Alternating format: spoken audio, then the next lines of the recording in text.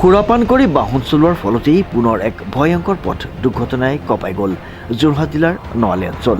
জানিব পৰা মতে তিতাবৰ দিশৰ পৰা যোৰহাট অভিমুখে তীব্ৰ বেগেৰে আহি থকা AS01 FS 7259 নম্বৰৰ এখন বিলাসী বাহনে একে দিশে গৈ থকা এজন মটৰচাইকেল আৰোহীক প্ৰচণ্ডভাৱে খুন্দা মাৰে।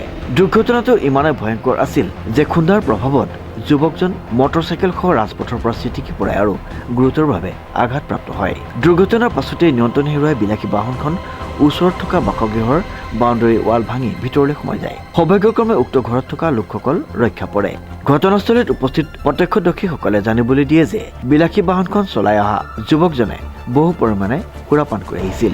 সুৰাৰ প্ৰভাৱত বাহনখন নিয়ন্ত্ৰণ কৰিব নোৱাৰাৰ ফলতে এই দুৰ্ঘটনা সংঘটিত হোৱা বুলি সন্দেহ প্ৰকাশ কৰিছে স্থানীয় ৰাইজে।